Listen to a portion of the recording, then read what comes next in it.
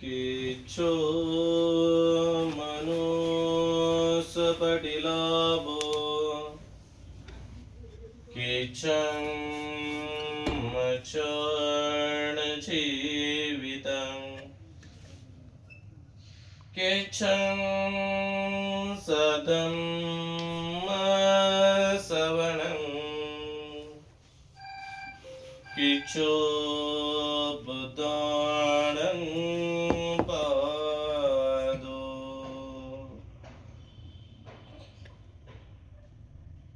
समग्र विश्वाला आदिशील प्रज्ञेची शिकवण देणारे जगद्वंदीय महाकारुणिक तथागत सम्यक संबुद्ध पवित्र तो सद्धम्म धम्मावर आरूढ असलेला श्रावक संघ या महान पवित्र त्रिरत्नांना माझे त्रिवार वंदन. समवेत 20व्या शतकातील युग परिवर्तक युग पुरुष महामानव परमपूज्य बोधिसत्व डॉक्टर बाबासाहेब आंबेडकर यांच्या क्रांतिकारी आणि क्रांतिकारी विचारधारेला माझे सगळे नमन आणि समर्पण.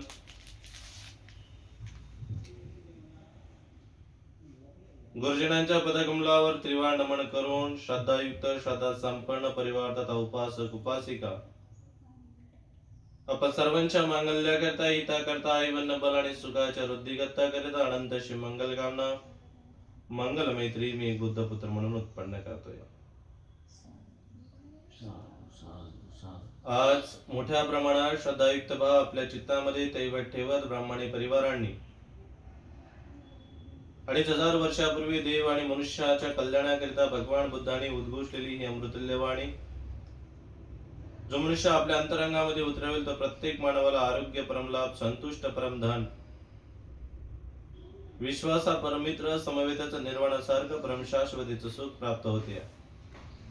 अशा पवित्र अशा मांगल्यपूर्ण अमृतुल्य वाणीचं आपल्या घरी आयोजन केले. धम्म आयोजनाचे धम्म श्रवणाची चित्तामध्ये भाव उत्पन्न होण्याची पुण्याची गोष्ट आहे. ते एकाएकी कोणाच्याही चित्तामध्ये उत्पन्न होत नाही. भगवंत सरळ म्हणतात कालीन धम्म श्रवण येत मंगलमत्तम. वेळोवेळी धम्माचं श्रवण करत राहणे उत्तम मंगल आहे. का वेळोवेळी धम्माचं श्रवण करत राहणे उत्तम मंगल आहे? कारण माणसाला माणूस म्हणून जगण्यासाठी संस्काराची गरज असते. संस्काराविना मनुष्य बिघडतो, संस्कारानेच मनुष्य घडतो. आणि या जगाच्या पाठीवर सुसंस्कृतपणा साधण्याकरिता एकमेव मार्ग आहे तो म्हणजे भगवान बुद्धांचा सद्धम्म. बुद्धांनी उद्घोषलेला हा उपदेश जेव्हा जेव्हा कानी पडतो तेव्हा तेव्हा मनुष्य सुसंस्कृत बनायला लागतो. मनुष्य अनैतिकतेचा मार्ग सोडून नैतिकतेच्या मार्गाचा अवलंबन करतो आणि आपले जीवन सुसंस्कृत साधून मूल्यांची योग्य जोपासना करायला लागतो. आणि मानवी मूल्यांची योग्य जोपासना करून स्वतःला योग्य त्या प्रगतीच्या शिखरावर नेऊन परमशाश्वतीच्या सुखाकडे तो आपली वाटचाल. म्हणूनच आपण बघतोय की या सुसंस्कृतपणा येण्यासाठी एखादं व्यक्तिमत्व जन्माला येण्यापूर्वीपासून तो मृत्यू ओढावल्यापर्यंत त्याच्यावर काही निवडक संस्कार संपन्न केले जातात. त्या संस्काराच्या निमित्ताने आम्ही आज धम्माचं श्रवण करतो. जसं बाळ आईच्या गर्भामध्ये असेल तेव्हा गर्भमांगल्याचा संस्कार, गर्भाच्या बाहेर निघाला केश कापण्याचा संस्कार, कर्णवेधाचा संस्कार, अन्नप्राशनाचा संस्कार, जेव्हा आम्ही त्याला शिक्षणाला घालतो तेव्हा विद्यारंभाचा संस्कार, जर त्याला हे गृहस्थ जीवन सोडून गृहत्यागी बनायचं असेल तर शामनरविधी संस्कार, यदा कदाचित त्याच परिवाराच्या पवित्र जीवनामध्ये त्याला राहायचं असेल तर उपसंपदा संस्कार, गृहत्यागी बनायचं नसेल गृहस्थ म्हणून जीवन जगत असेल एकटा जोग जगत नाही साथीदार जोडीदार लागतो म्हणून साक्षगंध संस्कार, विवाह संस्कार, गृहस्थ असो गृहत्यागी असो मृत्यू तर हा मात्र अटळ आहे.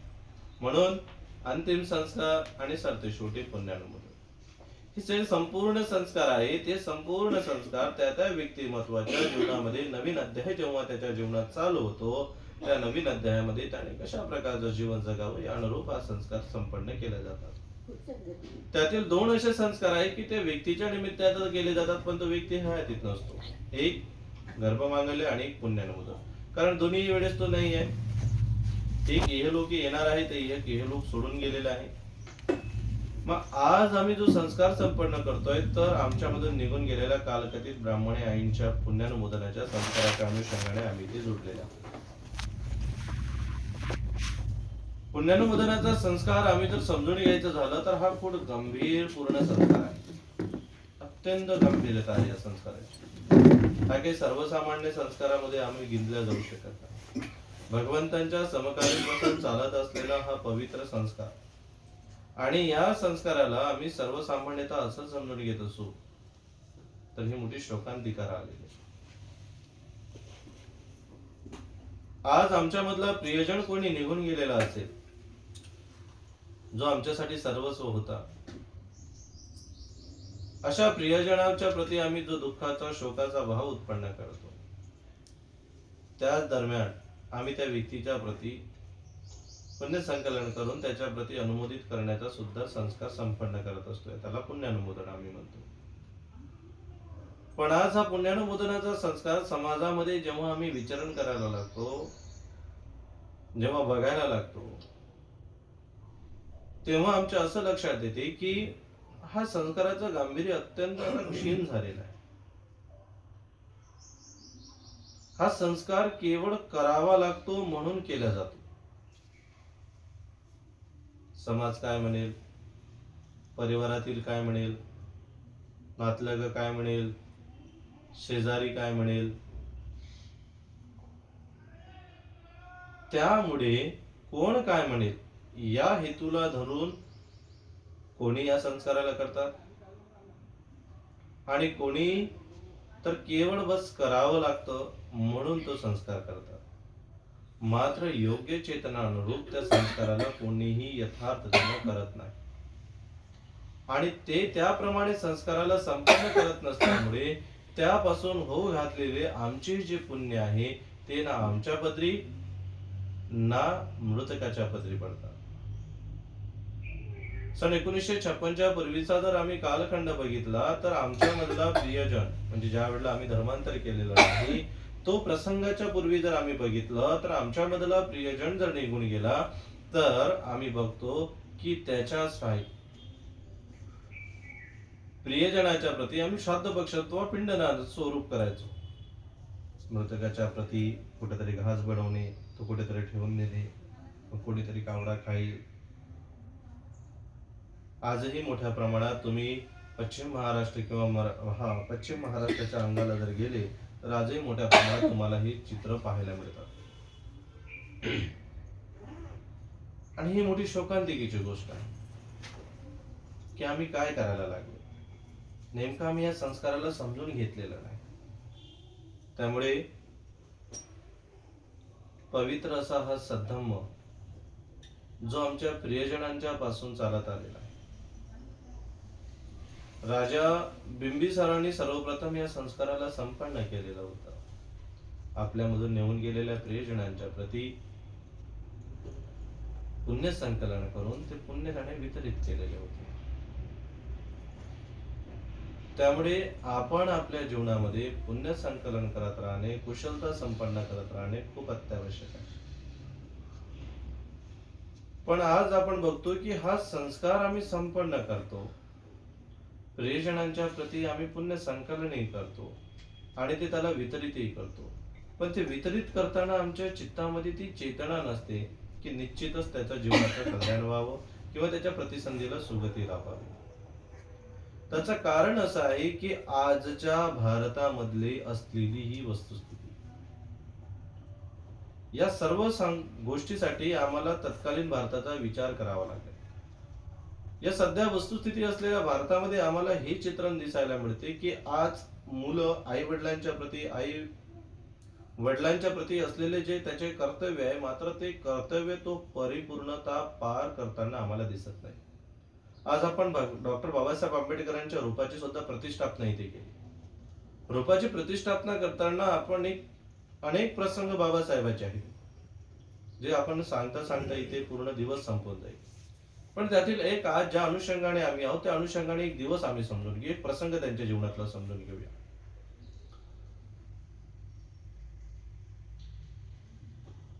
बाबासाहेब म्हणतात की माझ्या जीवनामध्ये खरोखर आज मी एवढं मोठं प्रगती शिखर गाठलो आणि त्याला योग्य त्याप्रमाणे जाऊ शकलो, तर त्याच्यामध्ये खरा वाटा जर कोणाचा असेल तर तो माझ्या वडिलांचा आहे. कारण वडिलांनी जर आम्हाला योग्य त्या संस्काराने जर घडवलं नसतं, तर यदा कदाचित मी एवढ्या मोठ्या प्रमाणात बनू शकलो नसतो. अर्थात सतपुरुष यावरून आम्हाला लक्षात येतात की सतपुरुष हे कधीही माता पित्यांची काय करत नाही, अवहेलना करत नाही. त्यांनी दिलेल्या संस्काराची ते जाण ठेवतात. आम्ही भगवान बुद्धांच्या सुद्धा जीवनातला प्रसंग बघितला तर सिद्धार्थ मध्ये असताना, बोधिसत्व असताना अवघ्या 7 दिवसाचे असतात तेव्हा आई मृतमुखी पडतो, आई निघून जाते. पण आईचे ऋण किती मोठ्या प्रमाणात आहे हे ऋण फेडण्यासाठी भगवंतांनी केलेला 33 भवनातील 1 वर्षवास हे आमच्यासाठी मोठं उदाहरण आहे की भगवान बुद्धांनी काय आईचे ऋण फेडण्यासाठी ते कुठपर्यंत गेलेले. एवढंच नाही तर म्हणते सारीपुत्तांचा भगवान बुद्धांना धम्माची आई म्हणू तर सारीपुत्तांना धम्माची दाई म्हणून उद्घोषल्या जातं. आपण बघतो की ज्या वाटेला भक्ती सारीपुत्त गेले ना, त्या वाटे प्रवचन करणारा वाटेला त्या दिशेला कधीही भगवान बुद्ध गेलेले नाही. एवढंच नाही तर भगवान बुद्धांनी प्रथम वर्षवासाच्या ज्या वेळेस धम्मचक्र प्रवर्तन केलं, त्यावेळेला जो उपदेश दिला, जसाच्या तसा उपदेश जेव्हा भगवंताच्या समक्ष ते सारीपुत्त देत होते, तो जसाच्या तसाच होता. त्याला परिपूर्ण साधुवाद भगवान बुद्धांनी दिलेला. अर्थात भगवान बुद्ध आणि सारीपुत्तांच्या भाष्यांमध्ये एवढं साम्य होतं. महाप्रज्ञामध्ये अग्र त्यांना म्हटलं जातं. माझ्या श्रावकांमध्ये अग्र श्रावकामध्ये प्रज्ञेमध्ये अग्र श्रावक कोणी असेल तर म्हणते सारीपुत्त. आपण तेही बघतो की ते सुद्धा जेव्हा स्वतःचं परिनिर्वाण करायला जातात, जी आई त्यांना शिवीगाळ करायची, बोलायची, माझ्या म्हणजे भिक्षू संघाला नानाविध प्रमाणे बोलायची की यांच्यामुळे माझा मुलगा गेला, यांचं वाटोळ हो, हे असे हो, एवढं सारं असताना सुद्धा आम्ही बघतो की म्हणते सारीपुत्त स्वतः जेव्हा परिनिर्वाण करायचं होतं तर ते कुठे जातात, आपल्या घरी जातात. मायदेशी जातात आणि आपल्या घरी तिथे आई जेव्हा ती आता श्रोतापन्न झालेली आहे, जेव्हा ते संपूर्ण चित्रण ते बघते, तेव्हा ते स्वतःला परिनिर्वाण करून येतात. हे आम्हाला चित्रण पाहायला मिळतं. इतिहास साक्षर आलेला आहे की माता पित्यांनी जन्म देणं हेच त्यांचे खूप मोठे ऋण आमच्यावरती. पण आजच्या तत्कालीन समाजामध्ये विविध जे अराजकता भारतामध्ये माजलेली आहे. भारत हा विविधतेने नटलेला, विविध भाषा, विविध संस्कृती, विविधतेने नटलेल्या या भारतामध्ये आज जी विशेष रूपी अराजकता जी वाढत चाललेली आहे, त्याच्या मागचं जर अनेक कारणापैकी मुख्य कोणते कारण असेल तर कौटुंबिक विघटन आणि नैतिक अधिपतन ही अनेक पैकी मुख्य कारण राहिलेली आहे. आणि हे कौटुंबिक विघटन का बरं उघडायला लागले आहे? कारण आहे की भगवान बुद्धांनी दिलेल्या उपदेशाला योग्य त्याप्रमाणे आम्ही आचरण करत नाही. आता कशा प्रकारे आचरण करत नाही? जसं भगवान बुद्धांनी आयुष्यमान सेगुलाला दिलेला उपदेश आमच्या डोळ्यासमोर.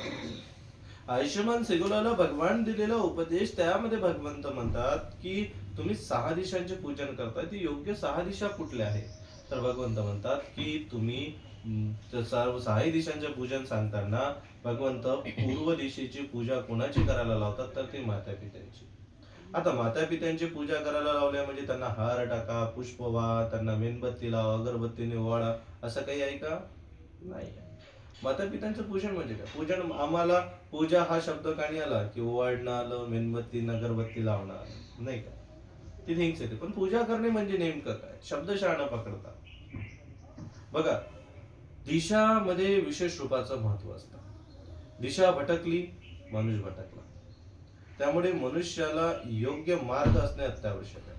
तुम्ही तुमच्या लाईफ मध्ये किती डेडिकेट अँड डिसिप्लिन आहे याला महत्व नाही आहे, याला एकदम महत्व नाही देऊ शकत.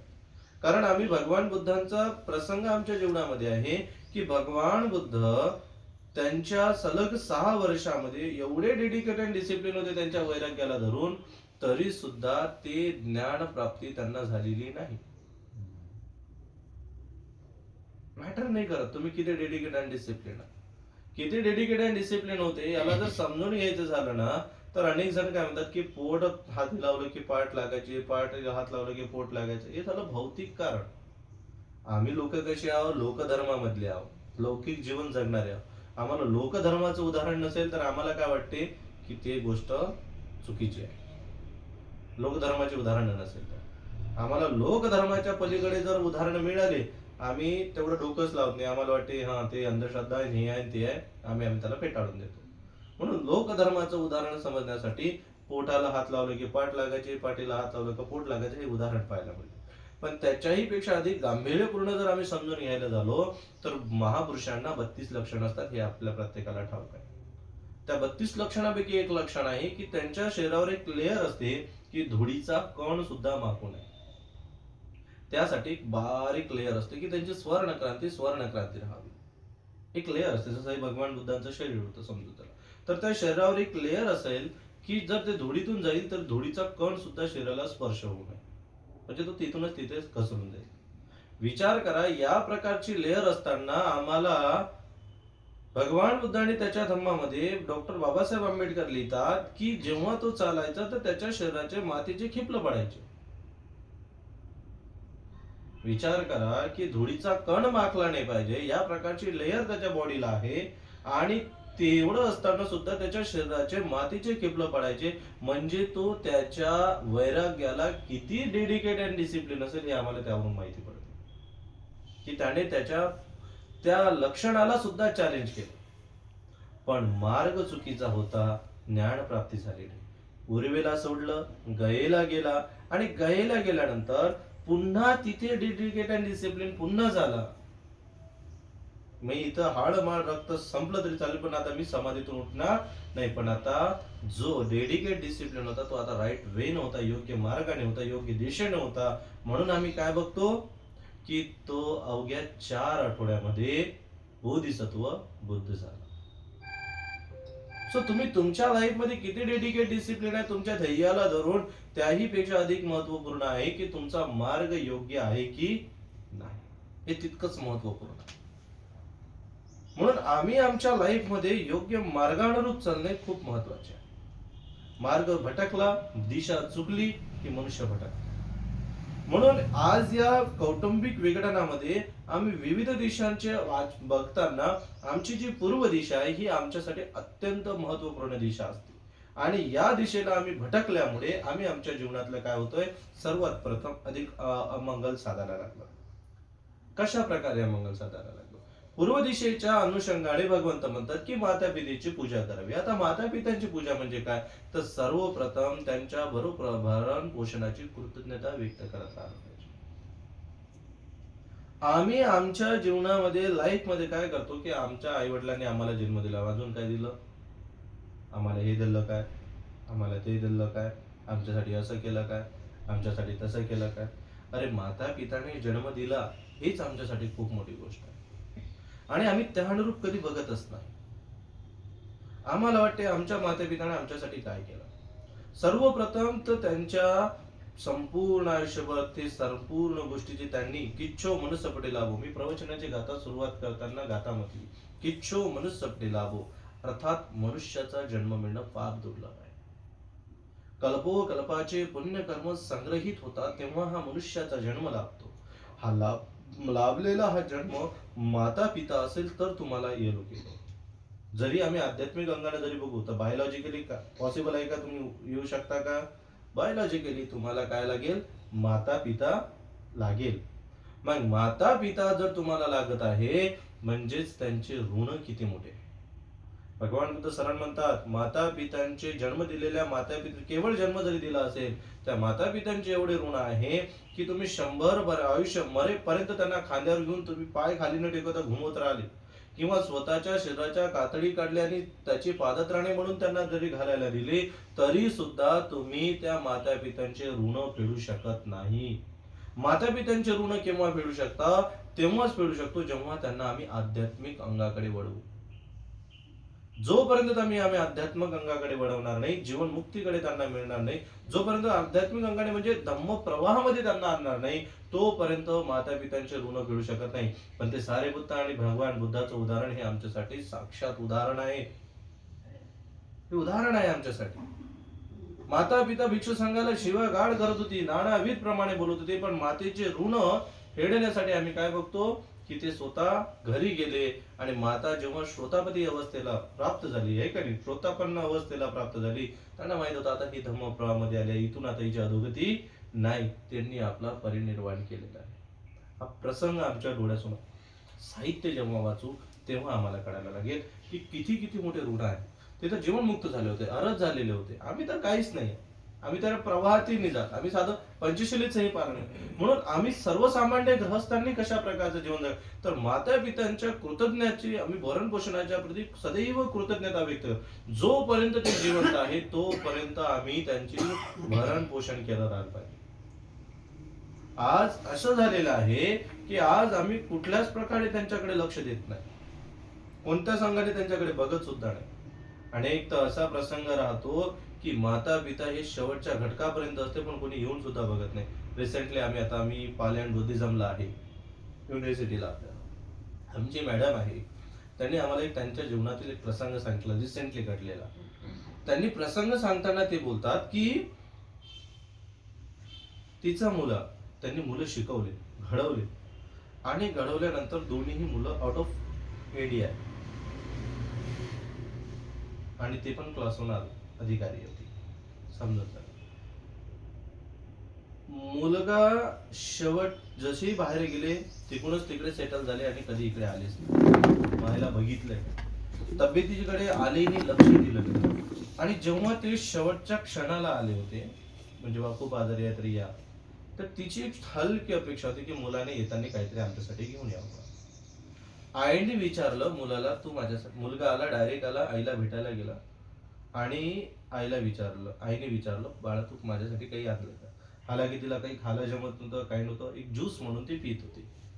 तो प्रसंग विचारला आणि झालं कसं की त्याने म्हटलं की मी काही नाही आणलं, तुला आता काय पाहिजे सांग.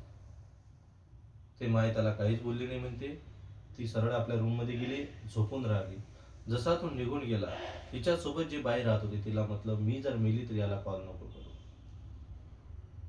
विचार करा, पोटच्या मुलासाठी जर ती याप्रमाणे करत असेल म्हणजे ती किती मोठ्या प्रमाणात क्रोधाने, द्वेषाने मरण पावले असेल त्या मुलाच्या अनुषंगाने, किती मोठ्या प्रमाणात. म्हणजे माता पिताला क्रोधाने ते मरण पावले. आणि जेव्हा त्यांनी त्यानंतर संस्कार विधी हे संपन्न करण्यासाठी जेव्हा ती वाटचाल केली, तेव्हा सरळ म्हटलं कोणी की आम्ही हा विधीच करत नाही. कारण जी माता पिता मुलाच्या प्रति द्वेषाने निघून गेलेली आहे, त्या मातेच्या म्हणजे ज्या मातेला शेवटच्या क्षणापर्यंत, शेवटी ते सांगितलं तर नाही कोणी, पण जेव्हा त्यांना माहिती पडलं तरी ते 2 मुलं आले नाही, अंतिम विधीला आले नाही. हा प्रसंग जेव्हा त्या मॅडमने आम्हाला सांगितलं तेव्हा आम्हाला विचार पडला की ही परिस्थिती का निर्माण व्हायला लागली, हे विघटन का व्हायला लागलं, हे नैतिक अधिपतन का व्हायला लागलेलं आहे. एकीकडे आम्ही बघतो की वृद्धाश्रम नव्हते उत्पन्न होत, काही व्हायला लागलं होतं. आज एवढ्या मोठ्या प्रमाणात वृद्धाश्रम का निर्माण व्हायला लागले, त्याचे जेव्हा आम्ही रिझन बघायला लागतो आणि आम्ही हे संस्कार विधी संपन्न करतो त्यावेळेला आम्ही विशेष रूपाने सांगतो. कारण असं आहे की त्या प्रकारचे भगवंतांनी दिलेल्या सेगोलवाद सुत्तामधला असे ते 5ही गोष्टी समजून घेण्यासाठी मी तुम्हाला या गोष्टी सांगत आहे. त्यातील पहिली म्हणजे गोष्ट की भरण पोषणाच्या प्रती नसलेली कृतज्ञता. माता पित्यांना अपेक्षा नसते की तुम्ही सर्वच काही करा. माता पित्यांना अपेक्षा, त्याने जर येताना जर काही आणलं असतं, जरी तिनं खाल्लं नसतं, पण त्याने जर ती दिलं असतं तर त्या मातेच्या चित्तामध्ये एक वेगळी प्रसन्नता, माझा पोरगा एवढा दूर आला, त्यानं माझ्यासाठी काहीतरी आणलं, ते नाही खाणार, ते नाही जमेना, तिला काहीच वाटलं नसतं, पण एक प्रसन्नता एक वेगळी तिच्या चित्तामध्ये राहिली. पण हे संस्कार त्याप्रमाणे आम्ही द्यायला लागले. याच्यात मुलाचं जेवढं दोष आहे तेवढा आई वडिलांचा सुद्धा कशा दोष आहे आपण त्याच्याकडे सुद्धा बघू. यात एकाच अंगाने नाही बघणार आपण, दोन्ही अंगाने आपण बघणार आहोत की माता पित्यांनी सुद्धा कशा प्रमाणे राहायला पाहिजे. पण प्रथम आपण म्हणजे कर्तव्य कशा प्रकारचे असतात ते आपण समजून घेऊया. म्हणून पहिलं कर्तव्य आहे की त्यांच्या भरण पोषणाच्या प्रती सदैव कृतज्ञता व्यक्त करत राहा. शेवटच्या क्षणापर्यंत त्यांच्या भरण पोषणाची जबाबदारी आपली आपण समजून घेतलं पाहिजे. त्याच्यानंतर सदैव त्यांचा मान सन्मान केला पाहिजे. आज काय झालं, धावपळीच्या जगामध्ये आम्ही खूप मोठ्या प्रमाणात धावपळ करतो. प्रगती आहे, आध्यात्मिक उपभोग घेणं हे गरजेचं आहे. पण या विज्ञान युगामध्ये जाता जाता प्रगतीकडे जाताना आम्ही एका गोष्टीकडे दुर्लक्ष करू शकत नाही, ते म्हणजे माता पिता. आणि आज मुख्य कसं झालेलं आहे की तुम्हाला असं वाटते की मला जसं करायचं मला तसं करू दे. आपण काय म्हणतो आता, मला माझ्या मनानं करू दे. मला का नाही करू देत माझ्या मनानं? मी नाही करू शकत का? आम्ही माझ्या मनानं करू दे इथपर्यंत ठीक आहे. स्वतंत्र असलं पाहिजे, पण त्या स्वातंत्र्याला एक सीमा मर्यादा असली पाहिजे. माता पित्यांच्या आज्ञांचं पालन करणं म्हणजे तुमच्या स्वातंत्र्याला हिसकावून घेणं असं नव्हे, उलट त्या स्वातंत्र्याला मानवी मूल्यांशी सुसंगत करून घेणं आहे. माता पित्यांच्या आज्ञांचं पालन करणं म्हणजे, कारण तुम्ही तुमच्या या स्वतंत्रामुळे मला माझ्या मनासारखं बनू दे, त्याच्यात ही चांगली गोष्ट आहे, ही उलट वाईट गोष्ट नाही आहे. या गोष्टीमुळे तुम्ही भौतिक उंचावणार, खूप प्रगतीवर जाणार, भौतिक जीवनामध्ये वाटेल ते प्रगतीचं शिखर गाठणार, पण मात्र तुम्ही मूल्यांशी परिपूर्ण विसंगत होणार, हे इतकंच तथ्य. तुम्ही मूल्यांसोबत म्हणजेच नैतिकतेसोबत तुम्ही फार दुरावले जाणार. आणि या नैतिकतेशी दुरावण्यासाठी तुम्हाला माता पिताला टाळता येत, म्हणजे माता पिताला टाळलं म्हणून तुम्ही या नैतिक पासून दुरावले.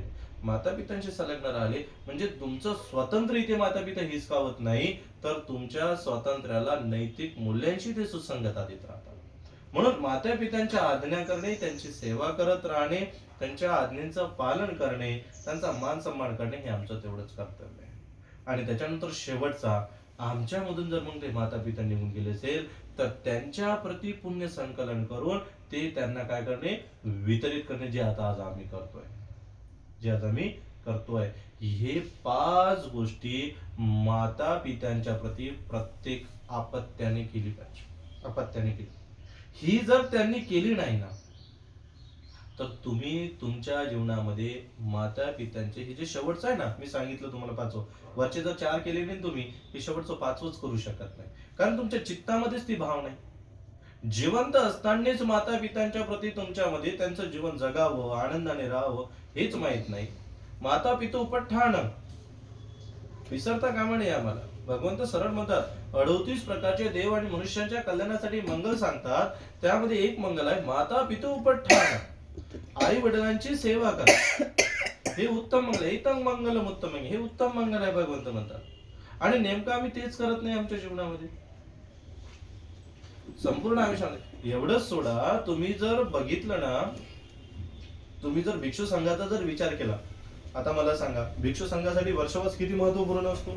संघासाठी वर्षवास खूप महत्वपूर्ण. संघामध्ये 7 दिवसाच्या वर तो, म्हणजे पूर्ण 3 महिन्यात 7 दिवसाच्या पेक्षा एकही दिवस जास्त तो वर्षवासापासून दूर राहू शकत नाही. मग ते 7 दिवस कोणाकोणासाठी? कुठलीही गोष्ट करायची असेल, भिक्खू भिक्खुनी श्रामणेर श्रामणेरी या चौघांसाठी तरी त्याला संघाची आज्ञा म्हणजे आज्ञा घ्यावं लागत नाही, कारण भिक्षूचं काम आहे, तो गेला कोणी बोलणार नाही. श्रामणे भिक्षुणीचं असेल, श्रामणेराचं असेल, श्रामणेरीचं असेल, या चौघाचं कोणाचं काम असेल ठीक आहे, याला नाही. एखाद्या उपासकाने बोलवलेलं असेल तर तरी तो संघाची त्याला आज्ञा घ्यावी लागेल.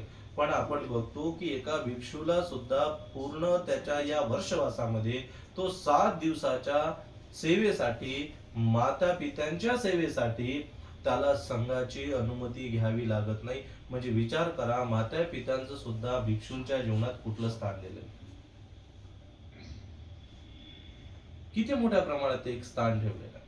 मग एवढ्या मोठ्या प्रमाणात ठेवलेल्या स्थान सुद्धा जर आम्ही आज आमच्या जिवंतपणे जर त्यांच्या जीवनामध्ये जर हा प्रसंग ठेवलेला नसेल, मग मृतप्राय झाल्यानंतर जे भगवंत म्हणतात की आमच्यामधून जर आमचे माता पिता निघून गेले असेल तर त्यांच्या प्रति ते पुण्य संकलन करून वितरित करा, हे पुण्य आम्ही कमवू शकणार नाही. म्हणजे आज जो आम्ही आई वडिलांच्या प्रति, जर मुलगा असता किंवा कोणी दुसरं असतं तर आपण एक वेगळा त्याप्रमाणे थोडं बोललो असतो, पण आज आपण जो बघतोय की आई आहे आपल्या, नाही का, घराच्या आई आहे, तर त्या अनुरूप आपण बोलतोय की भगवान बुद्धांनी अशी कुठलीच गोष्ट नाही ज्याच्या प्रति भाषित केलं नाही. सरळ सांगतो, या जगातलं तुमचं कुठलंही समस्या सांगा, त्यावर समाधान भगवान बुद्धांनी दिलेलं आहे. असं जगातली कुठलीच दुःख नाही, कारण जगामधली जेवढीही दुःख आहे त्या सर्व दुःखाची नाळ एकाच गोष्टीला जाऊन मिळते, ते म्हणजे तृष्णा. जेवढे दुःख असेल, या संपूर्ण म्हणजे एखादं झाड आहे, खूप मोठ्या मोठ्या फाद्या असेल त्याला, पण ते सगळ्या एकाच गोष्टीला, त्या म्हणजे मुळाशी. मूळ संपलं, फांद्याचा काही महत्वच राहत नाही. म्हणजे फांद्या जरी आम्हाला भिन्न भिन्न स्वरूपाचे दिसत असेल, मात्र मूळ जे आहे ते तुमची तृष्णा आहे. तृष्णा जोपर्यंत, मग ती काम तृष्णा असू शकते, भव तृष्णा असू शकते, किंवा विभव तृष्णा असू शकते, कुठलीही तृष्णा असू शकते, त्या अनुरूप तुमचं दुःख राहील. पण राहील मात्र तृष्णेशी संलग्न. The root of suffering attachment जे म्हटलं जाते, दुसरं काहीच राहू शकत नाही. दुःखाचं मूळ तुमचं फक्त काय आहे? तृष्णा आहे. म्हणून विभिन्न तुमचे दुःख राहणार, पण मूळ तुमची तृष्णाच हे त्याचं मूळ कारण राहणार. म्हणून आपण या गोष्टी समजून घेतो. म्हणून माता पित्यांच्या प्रती आम्ही याप्रमाणे कर्तव्य ठेवले, तर आई वडील तुमच्या प्रती काय करतात? मग आई वडील तुमचं हितरक्षण करतात. तुम्ही जर मी ज्याप्रमाणे सांगितलं, याप्रमाणे जर तुम्ही माता पित्यांसाठी राहिले ना, तर आई वडील तुमचं हितरक्षण करतात. तुमचा मुलगा जर याप्रमाणे जगला, तर तुम्ही तुमच्या मुलाच्या हितरक्षण करणार नाही का? त्याला काय म्हणून जाऊ दे ना, कसंही राहू दे, असं होऊ देणार का? नाही. त्याला सदैव सत्कर्माच्या मार्गे तुम्ही लावणार की नाही? अशा प्रमाणे लागला तर करणार, निश्चित करणार. त्याच्यानंतर त्याला सदैव योग्य शिल्प तुम्ही शिकवणार, म्हणजे योग्य जी कला आहे, योग्य जे गुण आहे, ते त्याच्या ठैरावे हेच तुम्ही शिकवणार की नाही? शिकवणार. आणि सर्वात महत्वाचा मुद्दा म्हणजे तुम्ही त्याला योग्य वारसा हक्क देणार. बरोबर आहे? कारण आता तुम्ही काय केलं की माता पितांनी जे कुलाची परंपरा आहे ती जोपासलेली आहे, ती जर तुम्ही जोपासली, तर आई वडील सुद्धा तुमच्या पाठी काय करतात? तुम्हाला वारसा हक्क देतात. नाहीतर कोणाला देते का? अनेक जणांना माहिती आहे. दिला का त्या माईने त्या पुराला जाळण्याचा सुद्धा अधिकार दिला का? नाही दिला. का नाही दिला? कारण तो त्याप्रमाणे जो कुलाचा, त्याच्या वर्षाचा जो परंपरा होती, ते जोपासली का त्याने? नैतिकता जोपासली का? नाही जोपासली. म्हणून वारसा सुद्धा देते, म्हणून वारसा सुद्धा प्रदान करतात. आणि सर्वात महत्वाचा मुद्दा म्हणजे आज ज्याच्यामुळे कौटुंबिक विघटन मोठ्या प्रमाणात होत राहतात, की ज्याच्यामुळे कौटुंबिक विघटन होणार नाही, योग्य स्त्रीशी किंवा योग्य मुलाशी त्याचा विवाह करून देतात. बरोबर आहे? तुम्ही जर नैतिक जीवन जगणारे नसेल, तर माता पिता विचार करतात, एकदाच होऊ दे बाबा याचं, आणि अंगाच्या वाला जाऊ दे. एकदाच होऊ दे, अंगाच्या वाला जाऊ दे, जसं जगायचं तसा जगा. ते त्याचा तो पायत बसन, मला त्याचं घेणं देणं नाही. बरोबर आहे? हे का होते असं? त्याच्या मागचं कारण आहे की आम्ही या उर्वरित पूर्वीच्या ज्या गोष्टी आहेत त्या पालन करत नाही म्हणून. नाही तर ना, सराउंडिंग मध्ये बघा, मोस्ट ऑफ द लग्न येसच होत आहे आज, की जाऊ दे ना बाई, होऊ दे, एकदाचा तो त्याचा परिवार पायत बसा, मग आपल्या मागचं गेलं म्हणते. असंच चालू आहे सर्वाधिक मोठ्या प्रमाणात, असंच पालन. आणि याच गोष्टीमुळे काय व्हायला लागलंय, की याच गोष्टीमुळे नैतिक अधिपतन आणि कौटुंबिक विघटन व्हायला लागलेलं आहे. हे विसरता कामा नये. अराजकता माजण्याचे काम इथून निर्माण व्हायला लागले. म्हणून माता पित्यांना मृताच्या जन्मी आम्ही जे पुण्य अनुमोदन करतो ते तर ठीकच आहे, पण तत्पूर्वी जे आम्ही संस्कार संपन्न करायला पाहिजे, ते संस्काराची देवाणघेवाण जर आम्ही आमच्यामध्ये ठेवत राहिलो, तो वारसा जर आम्ही जोपासत राहिलो, तर आम्ही निश्चित कल्याण होईल. बोधिसत्वाचं उदाहरण आज या प्रतिष्ठापनेच्या दिनी जर आम्ही या बोधिसत्वाच्या उदाहरणाला जर समजून घेतलं, की माझ्या जीवनाच्या उच्चांकामध्ये सर्वात मोठा जर वाटा कोणाचा असेल, तर तो माझ्या वडिलांचा आहे. त्यांनी जर मला तो धम्माचा छंद लावून दिला नसता, तर कदाचित मी एवढ्या मोठ्या प्रगतीवर जाऊ शकलो नसतो. म्हणजे आम्ही हे विसरता कामा नये, की आमच्या कुठल्याही, म्हणजे तुम्ही कितीही डेडिकेट अँड डिसिप्लिन असाल, पण योग्य दिशा जी कुठली असेल तर ती कुठली? आमची पूर्व दिशा, माता पित्यांची दिशा आहे. ही जर का गडबडली, की तुमचं संपूर्ण ध्येय धोरण गडबडलेले जातात. तुमच्या ध्येयामध्ये तुम्ही किती प्रगतीवर जाल, पण नैतिक मूल्यांपासून मात्र तुम्ही दुरावलेले असतात. तुमचे मूलभूत हक्क जसं संविधानाच्या अंगाने समजून घ्यायचं झालं, जसं संविधानामध्ये जसे तुमचे मूलभूत हक्क आहे, तसेच मूलभूत कर्तव्य सुद्धा दिलेले आहे. त्याला जर तुम्ही तडा दिली, तर तुम्हाला गैर संवैधानिक तुम्ही कृत्य केलेले आहे, नाही का? जसं तिरंगाचा तुम्ही अपमान न करणे, हे मूलभूत कर्तव्य आमचं आहे. आणि ते जर केलं तर एक देशद्रोहाचा किंवा राष्ट्रीय सुरक्षा कायदा तुमच्यावरती लागू शकतो, आणि तुम्हाला कितीतरी अंतर मोठ्या प्रमाणात तुम्हाला शिक्षा ठोकावल्या जाऊ शकते. त्याचप्रमाणे प्रगतीच्या प्रथावर तुम्ही ते खूप मोठ्या प्रमाणात जाल, पण जर का तुम्ही त्याला नैतिकतेची जोड जर दिली नाही, तर तुमचं संपूर्ण धरलेलं सर्व शून्य राहील. कारण असं आहे, त्याचं कारण एकच आहे, की तुम्ही प्रज्ञेने समोर जाल, पण त्याच्यासोबत शील आणि समाधीची जोड अत्यावश्यक आहे. म्हणून हे जे आमचे घर असतात, या अनुरूप जर आम्ही जगायला लागलो तर घर हे संस्कार केंद्र बनतात. घर हे शांतता आणि संयमाचं केंद्र बनते. घर हे कशाप्रमाणे बनते? घरामध्ये जे खरोखर वातावरण शुद्धतेचं पाहिजे ते आम्हाला पाहायला मिळतात आणि त्या घरामधला प्रत्येक व्यक्ती हा योग्य प्रगतीच्या पथावर जायला लागतो. त्यामुळे आपण त्या अनुरूप आपलं जीवन जगलं पाहिजे. त्या अनुरूप आपण आपल्या जीवनाची शैली ठेवली पाहिजे. त्या अनुरूप आपण आपल्या जीवनामध्ये जगण्याचा मार्ग उत्पन्न करत राहतो. असं जर करणार नाही ना, तर निश्चित मी तुम्हाला सांगतो, तुम्ही तुमच्या जीवनामध्ये काही प्राप्त केलेलं नाही, शून्यप्राय. तुम्ही तुमच्या जीवनामध्ये जे धोरण निश्चितपणे प्राप्त करून घ्यायला पाहिजे ते मात्र प्राप्त करू शकता. म्हणून तुम्ही इथून आणि याप्रमाणे जर जीवन जगलं नाही ना, तर हा वारसा वाढत जातो. तुम्हाला वाटत असेल तर उदाहरण घ्या, कोणाचं अजातशत्रूचं उदाहरण घ्या. अजातशत्रूने काय केलं? आई वडिलांना मारलं, वडिलाला मारलं, तर अजातशत्रूला सुद्धा त्याच्या मुलाने मारलेला आहे आणि त्याच्याही मुलाला त्याच्या मुलाने मारलेला आहे. हा वारसा सुद्धा याप्रमाणे वाढत जातो. ज्याप्रमाणे तुम्ही तुमच्या माता पित्यांशी ज्याप्रमाणे राहाल, तसंच ते सर्व क्षेत्र त्याप्रमाणे खाली व्हायला जातं. हे तितकंच सत्य आहे. हे विसरता का? इतिहास खूप सुंदर आहे. बोधिसत्वाने जे बोधिसत्वाचं दुसरं उदाहरण या प्रतिष्ठेच्या दिनी आम्ही समजून घेतलं पाहिजे. जो इतिहास विसरतो तो इतिहास घडू शकत नाही. अर्थात आम्ही जर हा इतिहास जर पूर्ववत वाचला नाही तर आम्हाला समजणार नाही की आमचे संस्कार कसे. आज रूपाची प्रतिष्ठापना करतोय म्हणजे केवळ ते नाही, तर त्यांच्या विचारांना आमच्यामध्ये उतरवण्यासाठी आम्ही प्रयत्नशीलता ठेवली पाहिजे. समजून घेतलं पाहिजे काय आमचे संस्कार आहे, काय आमचं कर्तव्य आहे आणि आमच्या कर्तव्यांना आम्ही कशाप्रमाणे प्रदान केलं पाहिजे. म्हणून मुलांच्या प्रती आई वडिलांचे जे कर्तव्य आहे आणि आई वडिलांच्या प्रती मुलांचे जे कर्तव्य आहे ते जसेच्या तसे जर आम्ही जोपासू तर खरंच कल्याणकारी. आणि हे का बरं म्हणतोय मी, का बरं एवढं महत्वाचं आहे? कारण आज सर्वाधिक मोठ्या प्रमाणात मुलं ही जर वायफळ झालेली आहे ही त्यांच्या माता पित्यांमुळे, सर्वाधिक मोठ्या प्रमाणात. आज अमरावती ही क्राईम सिटी बनलेली आहे. 18 वर्षाच्या लहान पोरं एकमेकांची हत्या करतायत, हत्यापर्यंत जात आहेत. तुम्ही आज 16 आणि 15 वर्षाच्या पोरासोबत भांडू शकत नाही या अमरावतीमध्ये. आपण बाहेरचं सोडून द्या, पण भांडू शकत नाही. का?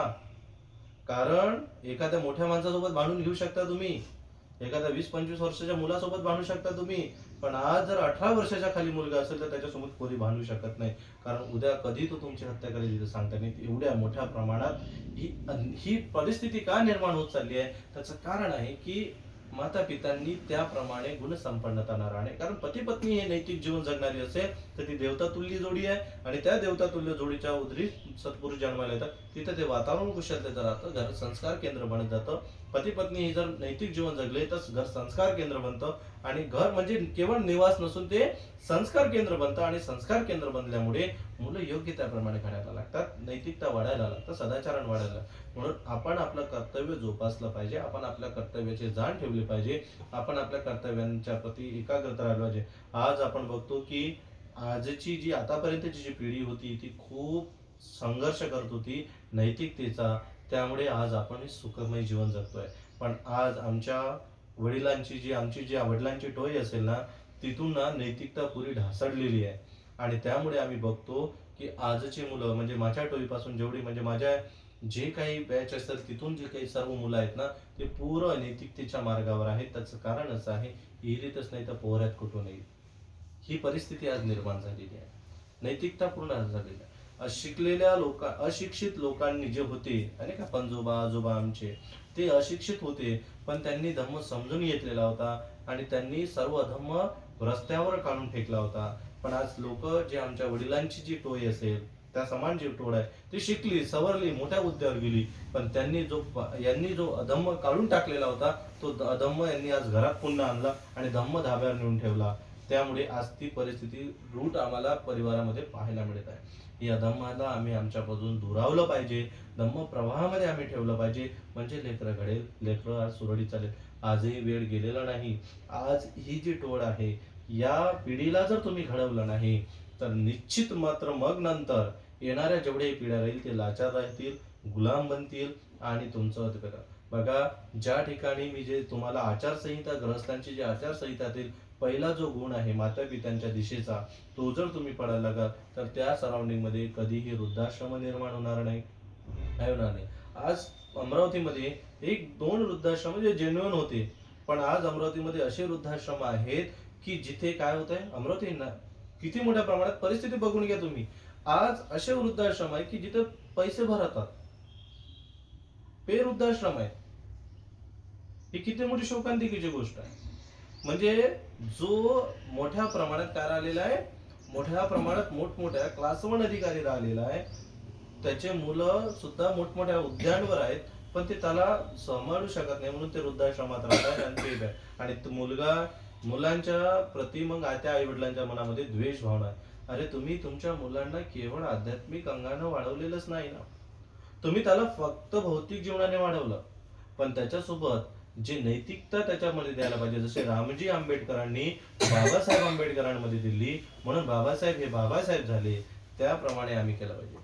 एवढ्या मोठ्या प्रमाणात बाबासाहेबासारखे त्यावेळी न शिकणारा म्हणजे बाहेर शिकणारा म्हणतो आम्ही, नानाविद काय म्हणतो, तो एवढ्या मोठ्या हुद्द्यांवर जाऊन पोहोचला, एवढ्या मोठ्या प्रमाणात प्रगती केली.